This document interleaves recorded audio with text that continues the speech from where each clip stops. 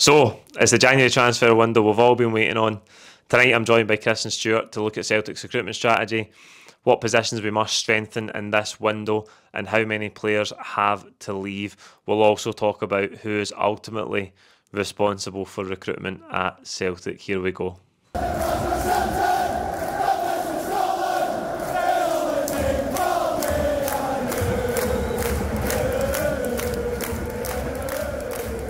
Yes, folks, welcome back. I've got Stuart and Chris with me to talk about the January transfer window, obviously during the winter break here, but recruitment is the big talking point on everybody's lips, certainly after how the summer unfolded and the first half of the season.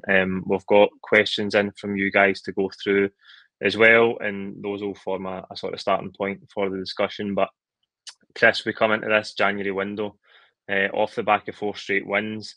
The Derby victory over Rangers, which has made things a bit rosier than they were at the start or in the middle of December. But I think there's huge pressure on the club to get this right after what happened in the summer. Would you agree with that?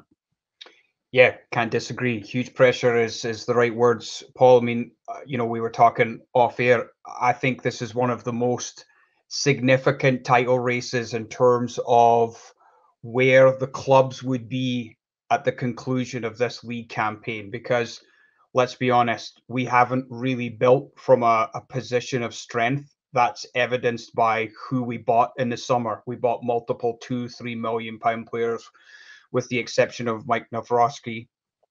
We didn't really strengthen what you would say is the starting 11, other than Palmer, really, who's held down a fairly regular place in the team. It's mostly been, existing Celtic players that Brendan Rodgers inherited the second time around. So in order for us to continue to, have the domestic dominance that we've been accustomed to, and that, we all expect, to win the league title each and every year, if we do not, and Rangers are the recipients of the significant windfall, which will come from the automatic qualification, as Stuart and I were talking about off air, that levels the playing field, in my opinion. It really does. So this, to me, is a very, very significant title race, and getting it right in this January window to secure the league title is massive. The stakes are high, Stuart. The stakes are high. There's no getting away from that. I think after bringing 9 players in the summer, as Chris says, most of them, I'd say 8 out of 9, have really struggled to hold down a place other than Palmer. I actually watched Sick to Football today. We're on the 10th of January, by the way, recording this. No signings as of yet for Celtic. And they had a really good debate about where responsibility lies for recruitment these days in football. Obviously, historically, it would be with the manager.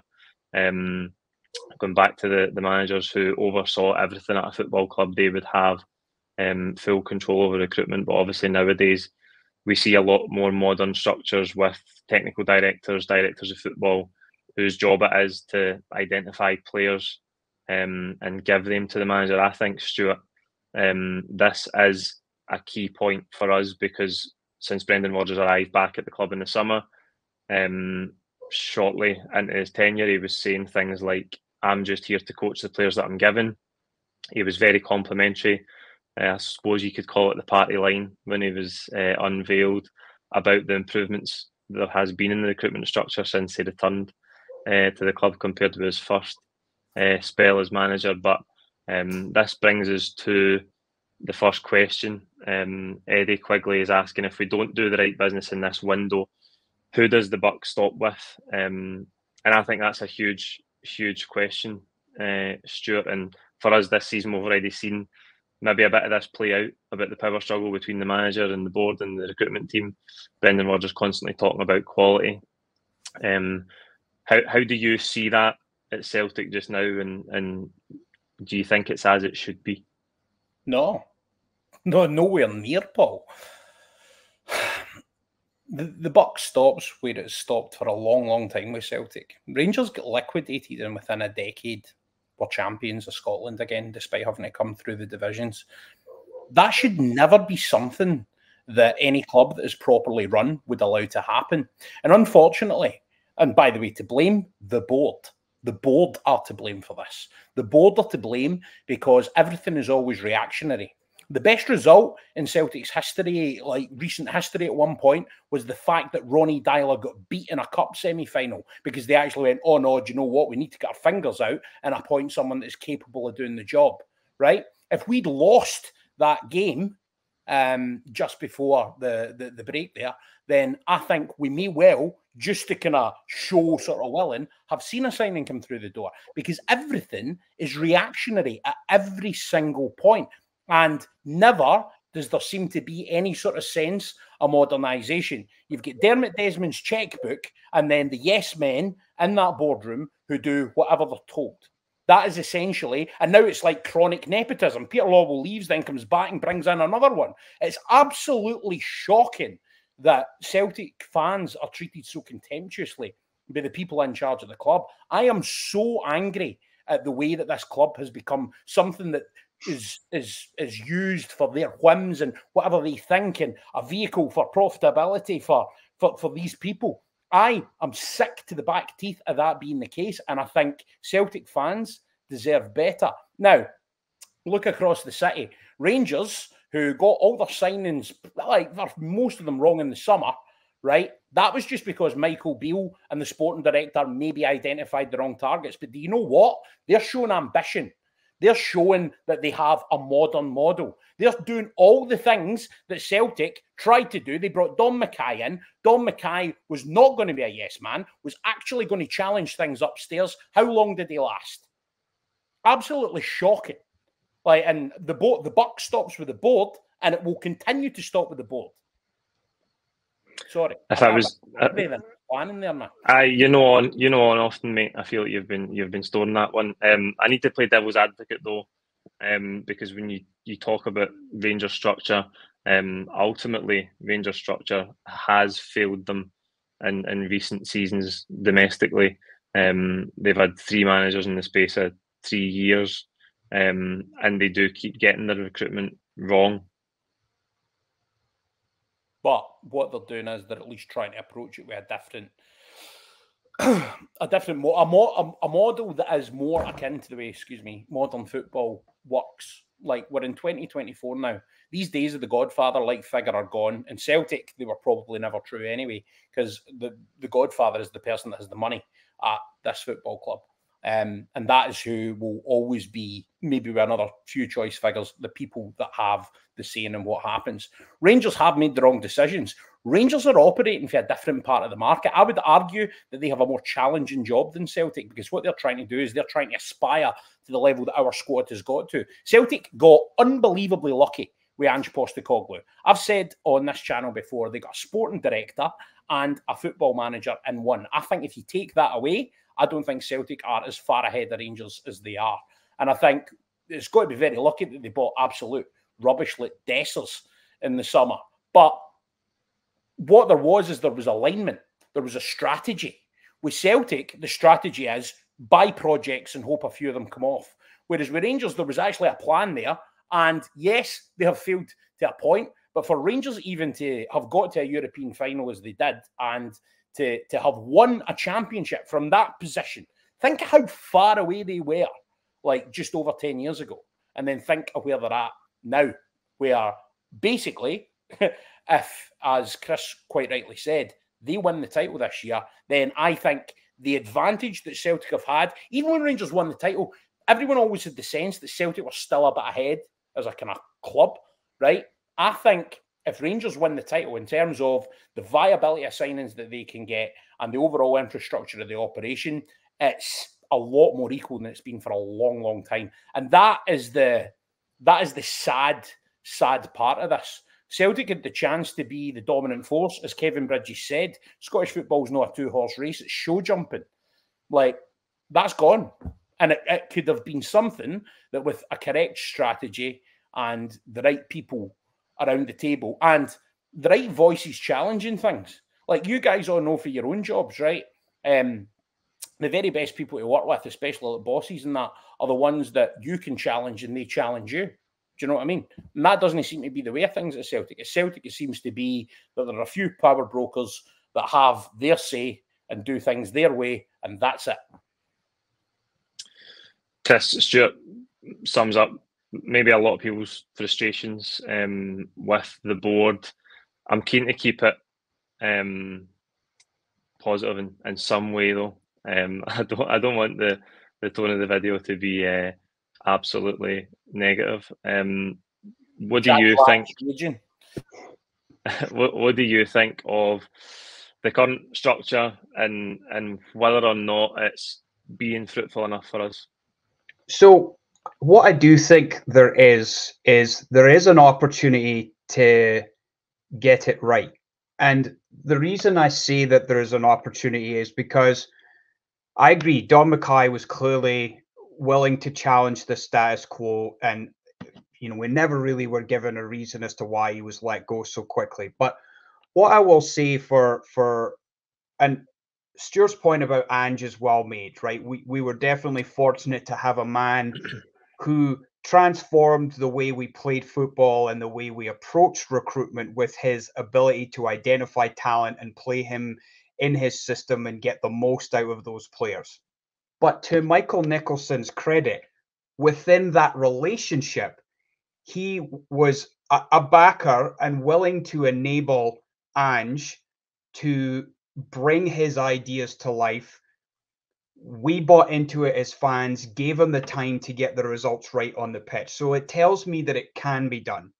So when you ask about where does the buck stop, I can't argue with Stuart's message about the board and their failures at times over the years. But I do believe there needs to be an onus on Brendan Rodgers to perhaps take more of a forward front-facing position in terms of identifying some of the talent in specific positions that he knows will fit his style of play and his system, and then work with the recruitment team to bring those players in. I don't think it should be done in isolation completely by the recruitment team. So I am offered some hope with maybe it's a bit of recency bias. And you could also see if you were more recent, that in the summer, you're correct, Paul. Like 8 of the 9 players have not really worked out. So that's why I think there needs to be a moment here where Brendan does step in, right? And he's also not got a perfect track record of recruitment, both in his first time with Celtic and in his time at Leicester. But where he has identified young talent that can come into the team and then be enhanced, he has been tremendous at that. You just think of some of the players, like how young Dembele was when he came in and the player he was when he left. Same with Odsonne Edouard. Same with Scott Sinclair, who was a bit more of a mature player, but what he got out of him was just, if you had said that that's the type of player he would have turned out to be, I would have said no chance based on his track history. So there is hope for me, Paul, but what I am really disillusioned about is how passive it feels right now as an outsider looking in. It just feels like there are no credible links, no what feels like any traction whatsoever, because winning the derby and the 4 games on the bounce, if we don't do anything, that's just papering over the cracks. Yeah, we've covered a lot of ground already. We're going to get to the squad in just a second. Today, it was reported that we had placed a bid for Nicholas Kuhn from Rapid Vienna. He's a wide player. Now we'll come to the areas of the team that needs strengthened in a minute when we look at the squad. Just to round us off on that first section, which was a good debate, by the way. I think Don Mackay, to add some balance, I have also heard different things about Don Mackay making some mistakes in incoming deals, and that's why we've seen the likes of Juranovic and Giakoumakis leave so early, because the structure of the deal wasn't really correct and the club didn't like that. Maybe too heavily, appearance fees were too heavily stacked and things like that. And those players were obviously at a certain age, 27, 28, where they wanted to move as well. But It has been said that there was some mistakes made in those deals, which is coming from rugby. It's not too hard to believe. But I agree the nepotism at the club is a huge problem. And there's no doubt we'll come back to that full circle at some point in this chat. On Brendan Rodgers, this point is important because this first half of the season has gone, he has said, as I mentioned already, that he's here to coach the players that he's given, but also constantly demanding more quality. And the thing that will always be levelled at the manager, because ultimately the responsibility for the results and the performances stops with the manager. But how do you square that if you think that he hasn't been given the right level of player? Because that's what we've seen this season. I think Brendan Rodgers get some grace from a lot of people because of the shambles of the recruitment in the summer. But ultimately, are those players and is that squad better than what it's shown? And that's his responsibility as a manager. And so this is a big debate. I think you could go round and round all night on. But I think there's no doubt we do have to get better players in. And this month it has to be starters. It has to be guys that can come in and really improve the first team. Let's take a look at the Celtic squad as it stands. This is it. Highlighted in red are the players who could or should leave this window. You can let us know what you think of those in the comment section below.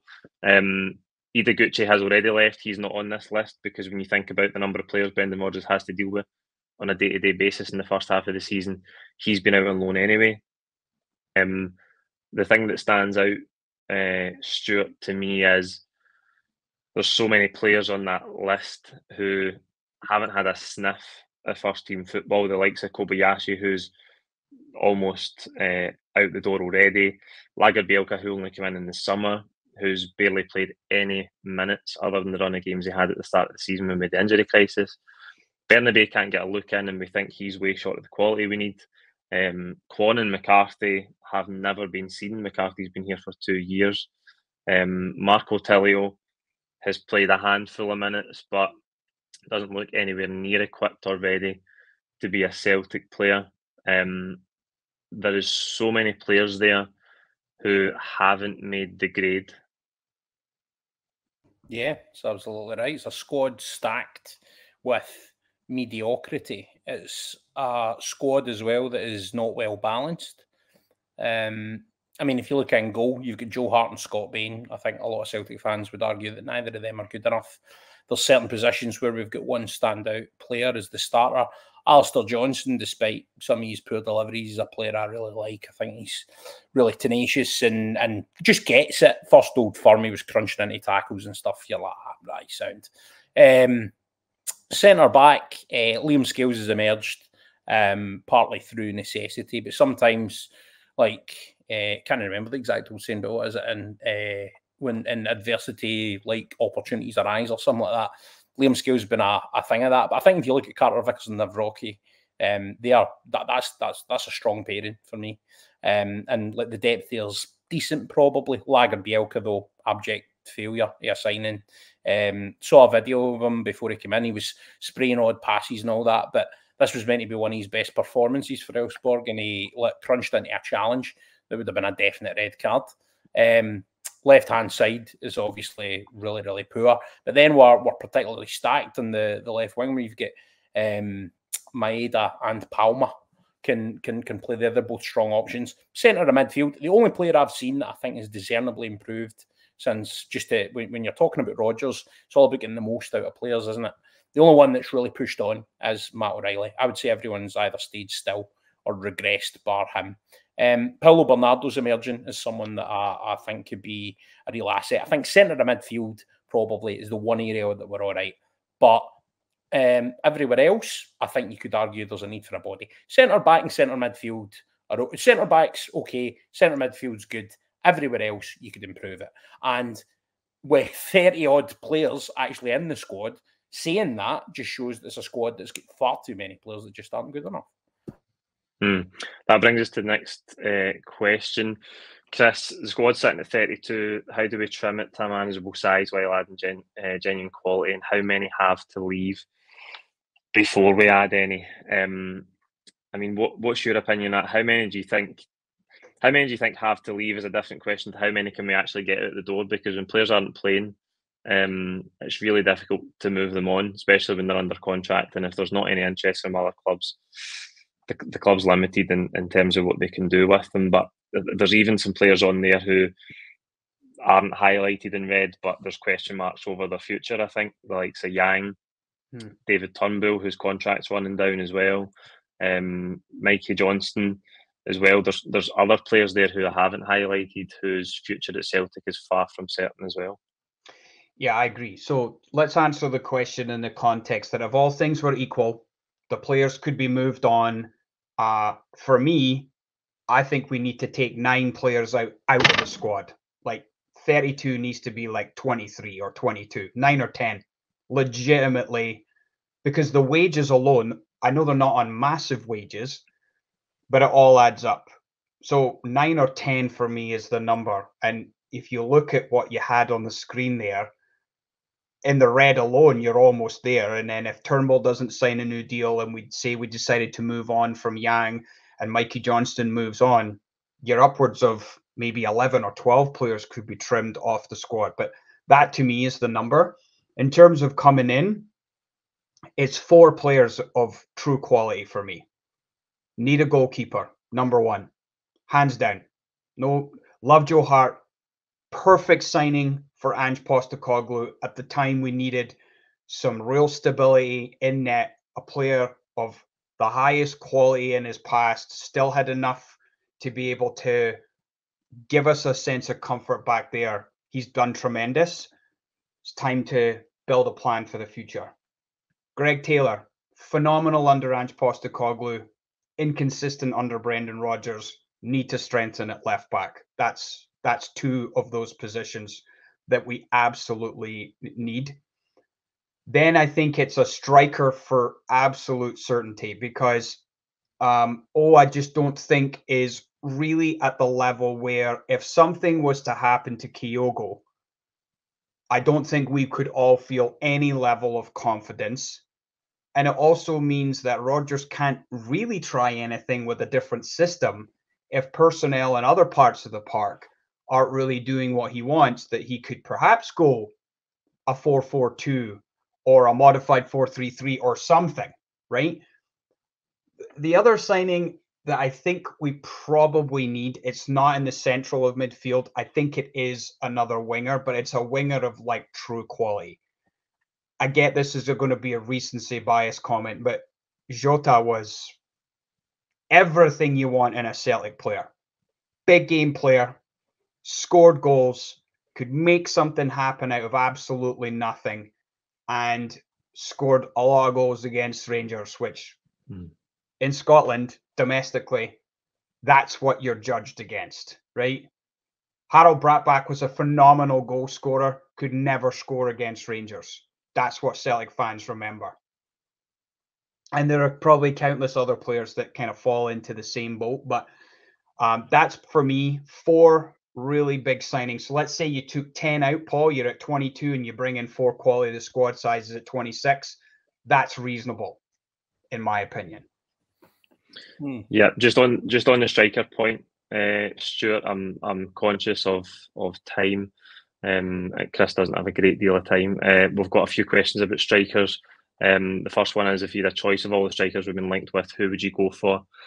And on that topic, there's another question about Lawrence Shankland. Should the club bid for him, and what would be a reasonable fee? We've been linked with a lot of strikers. Miovski before the window opened, Shankland as well, who Brendan Rodgers did kind of go out his way to mention in a press conference recently. I don't think Shankland's one for Celtic. Obviously, Matthias Kvitzgarden from Brøndby, who were linked with in the summer, that seemed to come back a little bit in December, but nothing on it really. Joe Gelhardt for Leeds the other day as well. Even Sidney Van Hooijdonk from Bologna. I don't know how much of that is dreamed up by the supporters. More but there's been a lot of names there. There's a lot of names there. Do any jump out at you? Well, Van Hooijdonk for obvious reasons. No, I think in terms of the one signing there that might do something would be Miovski. I think there's a player there. But I think it just goes to show the complete lack of any real imagination in the recruitment that it's two players from within Scotland. And I can remember Nadir Chifchi being a star for Dundee United and came to Celtic and pretty much just didn't really do anything, wasn't particularly impactful. You could make cases for guys like Scott McDonald and Lee Griffiths, maybe one or two others. Lee Griffiths, yeah. I think that's gone back a wee bit though, isn't it? Like, and I think the general level of Scottish football was maybe a wee bit better then, I would argue. Griffiths was after Chiefchi, but I digress. I don't know. In terms of Shankland, I don't think that is a kind of player that would suit. It's interesting you're saying about Rodgers kind of mentioning him. I don't know if that's just to exert pressure in some sort of other way, but I don't think Lawrence Shankland is of the requisite quality necessarily to try and improve it. I think I agree. Overall, I just don't think we've got we're not being linked with good players, and we're not. I don't see any of those strikers as being the answer to the point that Chris so really well put. And just on seeing the mediocrity of the squad, I was just thinking of that as we were going through it, right? This is not something that's happened accidentally. It's happened by design. You buy projects. Obviously, some of them are not going to pan out, and you're going to end up with loads of deadwood that you're trying to farm out. So, aye, that is the problem. We don't have the right balance, Chris. That's the problem in the summer. We signed too many players who, almost none of whom were ready to actually play for Celtic. We were hoping that they might be ready, but realistically, they've proven that most of them are nowhere near it at this minute in time. I want to bring us to this question, which we partly touched on already, of course, but Craig is asking, are you guys concerned the board has become complacent again? And is it fair to suggest that we need a new scouting network due to the incompetence based on a number of glaring failures? We've talked a lot about the summer so far, and I think you can't argue against the board being complacent given the position of financial strength the club was in. But aside from just amount of money, it is also about the right signings, and I think that does talk to the scouting network, the head of the recruitment, and whether that's good enough, because we maybe spent best part of 20 million in the summer, but as I've said, we brought in 9 players and just about none of them are good enough at this moment in time. So what's your opinion on that? Do you think there is a bit of complacency there? And if we can't get it done this window, I mean, surely heads need to roll in the recruitment department, to use a turn of phrase. Yeah, 100%. Look, I think we've talked about the complacency part quite a bit in the opening segment, but I'll double down. The club has 100% been complacent.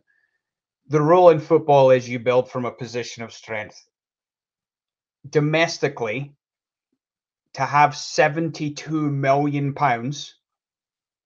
available, maybe not all of it, is criminal that you don't build from a position of strength. So that speaks to the complacency right there, in my opinion.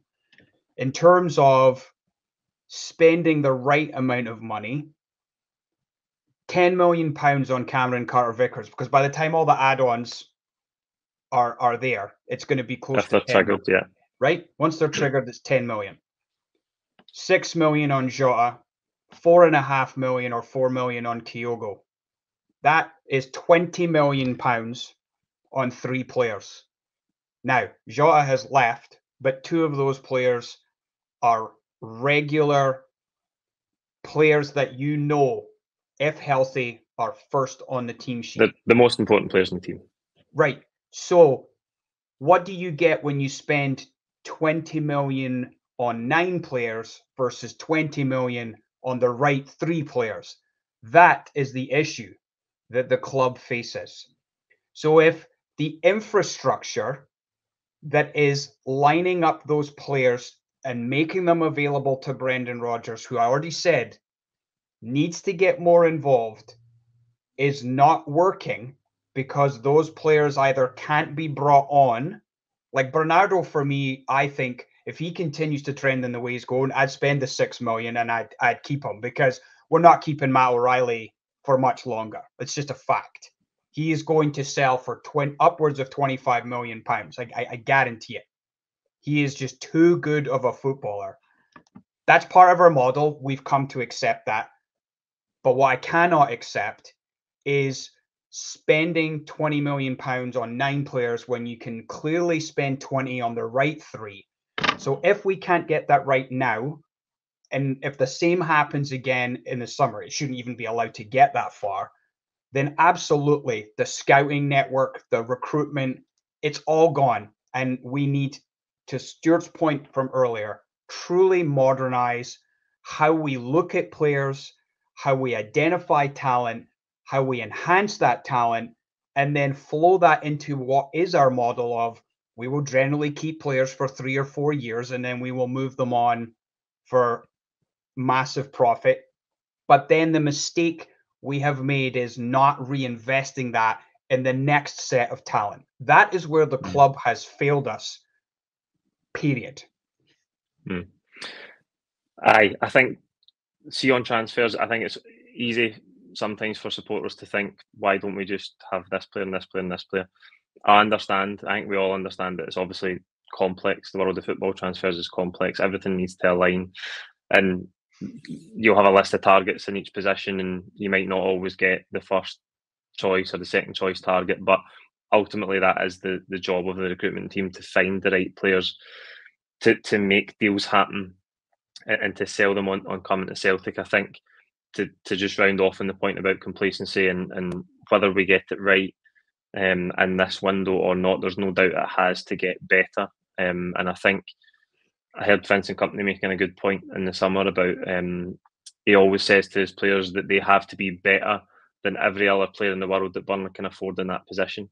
I think that's how Celtic should operate, and I think we should also operate like that in the off the pitch positions in the recruitment department. We should have the best possible, most qualified person that we can afford and attract to the club in the position.